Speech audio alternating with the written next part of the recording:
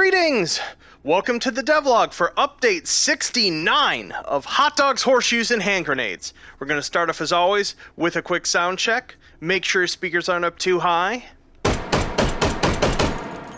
Wonderful. So what have we got for you this week? Well, we've got something numerically appropriate to this very memey of updates. That is right, we have got a 69A1 grenade launcher to start things off with. Oh, we have to actually cock the hammer manually on this one. Keep forgetting that. Boom! So that's what we've got to start. Actually, if I only remembered that we actually had a numerically appropriate gun for the update at the last minute, as I had already implemented the British number 69 hand grenade quite a while back. But we've got something even smexier for today. We're gonna pull out here.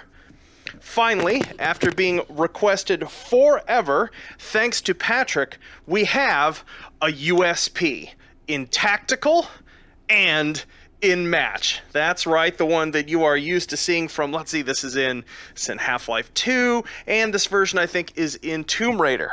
So let's check these out. Many, many thanks to Patrick for this absolutely gorgeous model.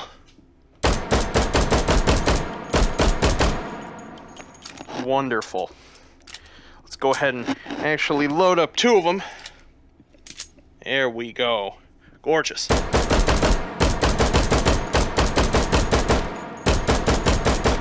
can see this one kicks a little less due to that compensator on the front. Beautiful. Just beautiful stuff right there. Oh, so excited to have these. Wonderful. Oh, and we've got a new little attachment that has been was requested a couple times. This is called an axis tilt attachment in the item spawner, and as you can see, it lets you go from sort of upright to 90 degrees to the side, so you don't have to like use two canted rails and have it come way off of the surface. So moving on, the other really important thing that comes with this update is that I have finalized a few more changes to the vault. You'll notice it was wiped once again. It was necessary, but these some of these changes are quite exciting. So let's take a look. So for one, we have the a display that actually shows what the weapon is and the date it was created, and we've got these new filtering buttons up at the top where we can filter by subcategory, and it will only display the ones for items that you have in the vault, or you can click show all. In addition to this, the vault doesn't just save the magazine, but it also saves chamber state. So I can actually load an SADA pistol like the USP here, and this one has a round in the chamber and a magazine, and because it's SADA, I don't have to cock the hammer first. I can just come over here and immediately start firing it. Quite handy for revolvers that either don't have speed loaders or are, loading gate style. If you want to just be able to fire them off, especially useful if you are demoing the game to some friends and want to set up a bunch of firearms ahead of time for them that can just be picked up and you can just directly pull the trigger with many of these. I'm still working on saving some other state, like an example like this break action shorty. This has two shells in it, but the problem is that its internal hammer isn't cocked. So when I pull the trigger, nothing happens. So you actually have to break this open right now and close it to be able to fire it. But I'll be fixing that probably in next update. I just ran out of time. So there you have it. Hopefully this should make using the vault smoother and more fun for you folk. Oh! Very, very importantly as well, these are now no longer packaged together in one sort of single file. in your app data directory, where the game keeps all of your settings. Each individual vault gun is now a separate text file, which means you can grab one of, if you've got a gun you really like, you can grab it out of your directory, you can back them up for later, and you can share them with friends. Manually for now, but I'll look into seeing how much of a pain it would be to share them on Steam Workshop. No promises though yet, because all of those APIs are a royal pain in the butt. So there you have it. I hope this proves to be a smexy enough update for you for number 69. Enjoy the toys. Cool. Let's pop out of VR and take a look at what we're going to work on next. Yo! Well, I hope those new toys excite you for this week's update. Other stuff that has changed of note, the 12-gauge brake action now has a stock mount. I put a trash can in the Arena Proto, as someone had asked for it. I changed many of the medieval melee weapons that were only possible to put on the shoulders. They can go on the waist slots now as well, especially most of the sort of swords. I still have not fixed their like weird quick belt orientation. I'm gonna try to do that for next week. I've got to do it just manually on like 80 objects. Yay.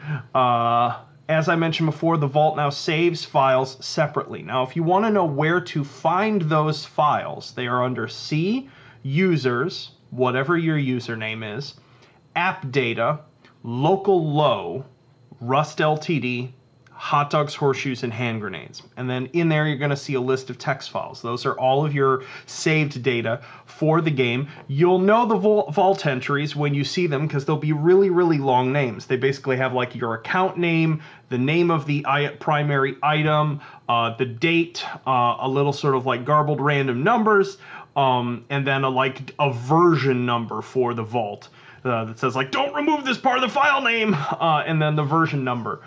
And that file can be dragged into someone else's directory on their computer and in their app directory, and the game should just automatically see it and have it in their vault.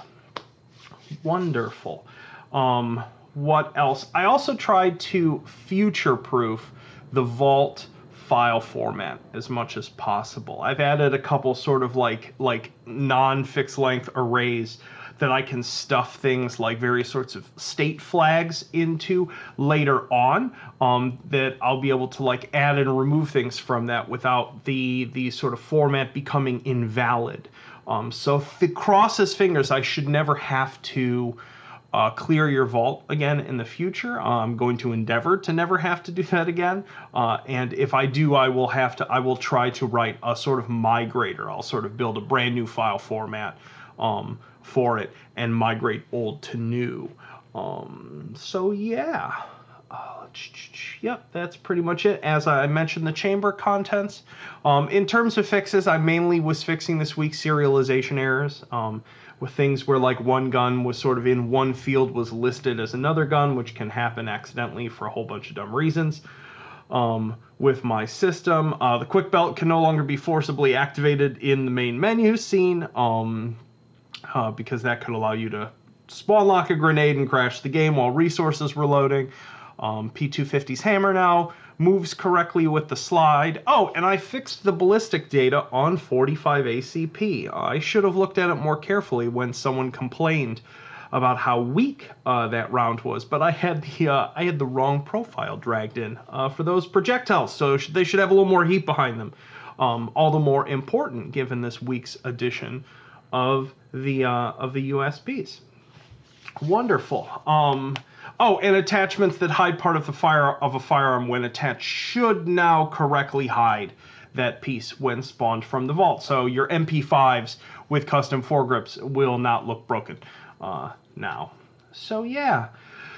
So in terms of now that I've got the sort of vault stabilized and such, I'm going to be moving on to that much promised Rotwieners module and tuning up a bunch of stuff about that game mode. It's going to be fun to sort of crack that back open, especially now that I've had some distance from it. There are definitely some sort of like balance tweaks that I want to do to it. I'm still deciding exactly how severely I want to rearrange some things and change some things about progression. Fair warning, because of some of the things that I need to add, I may have to wipe your save files for the mode.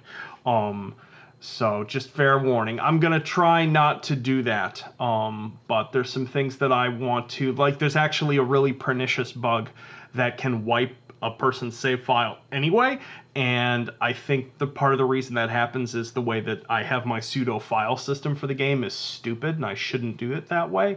But fixing it so that that can't happen means I kind of have to change the format and the way I save and load things, period. So I beg your forgiveness, but hopefully it will be worth it with a bunch of the stuff that I am going to be adding to that mode, which would make it worth starting over and playing again anyway. Cool. So yeah, so that's going to be the focus in the coming weeks, is just getting the next Rotwieners. There's a couple NPCs you folks haven't met that are hilarious and adorable in their own ways, and there's going to be some fun new mechanics for that mode, especially for those of you who like to play in a sort of partisan warfare ambushy kind of way. So I will mosey on now. I got to get this build uploading. I hope you all have a wonderful weekend, and I will see you all soon. Peace.